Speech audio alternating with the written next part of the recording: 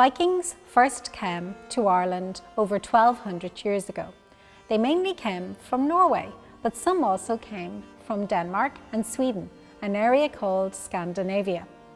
To reach Ireland, they travelled west and went around Scotland. They used big boats called longships to travel across the sea. Could this be a Viking longship? No, it's way too small. This is a replica or a copy of a Viking fishing boat, which were made in a very similar way, just much smaller. Archaeologists can tell by looking at the remains of Viking ships that they were brilliant boat builders and sailors. When the Vikings first arrived in Ireland, many of them were warriors in search of treasure. At this time, churches in Ireland had very beautiful objects made out of gold, silver and amber, just like this artefact here. This is the Ardagh chalice, found in County Limerick, and would have been used by priests during the celebration of a Christian Mass.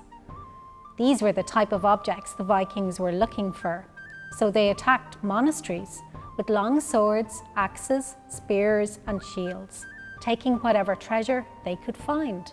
Archaeologists have discovered if a Viking warrior died in a battle or on a raid, they would be carefully buried with their longsword and other weapons, like these ones discovered in Kilmainham, Dublin. The Vikings believed that after they died, they would travel to Valhalla and meet all of the Viking gods, including Odin, Thor and Freya. Do you think Vikings had horns on their helmets? No, they didn't. In fact, archaeologists have found very little evidence that Vikings even wore helmets. Only one helmet has ever been found. It was discovered in Norway and made of iron. A Viking's favourite metal was actually silver, not gold. Sometimes when Vikings found enough silver or silver coins, they would melt the silver down to make an arm ring or a beautiful brooch, like these ones found in different places around Ireland.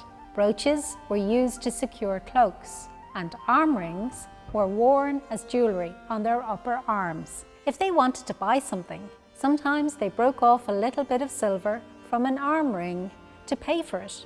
However, the Vikings didn't always attack monasteries. After a while, archaeologists have discovered they settled in Ireland. They built homes and created towns. They built towns at Dublin, Waterford, Wexford, Limerick and Cork, and over time these grew into the cities we know today. A Viking house was made of wood, straw and mud. They had one big room where all the family lived, and large benches at either side where they slept. In the middle there was a fire, and in the winter time their animals stayed inside. Archaeologists have excavated in Dublin, and they discovered that the town built by the Vikings was very carefully planned and laid out.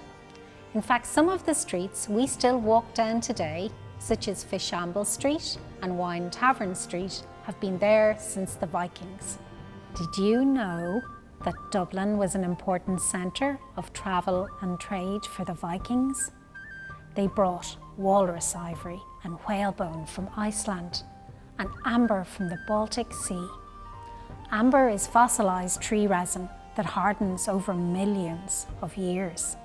The Vikings were also very good at making things. They were great craftspeople. They carved this amber into beads to make bracelets, rings and pendants for necklaces. Dublin was an important place for making objects that people used in their day-to-day lives. Finds from excavations have shown that people used leather to make bags and shoes. In Dublin, archaeologists even found this leather boot that was worn by a child. They also used wood to make barrels, bowls and handles. These were found during excavations at Fishamble Street, and this was carved with Viking animal decoration. They also used animal bones to make objects. They carved deer antler to make this comb. They even used ivory from a walrus to make dice so that they could play games. Do you think the Vikings were well dressed or really scruffy? Excavations and artefacts tell us that clothes were very important to the Vikings and they were well looked after.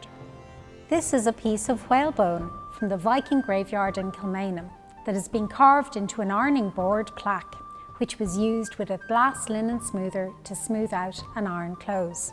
Many women wore a dress and an apron or a pinafore, which they tied with a pair of oval brooches at the shoulders instead of using buttons. Oval brooches like these from Finglas in Dublin were made from a mixture of different metals called copper alloy, and sometimes had silver and gold on them. In between the brooches, they had a string of beads made from glass and amber. Men wore a tunic and trousers made out of wool.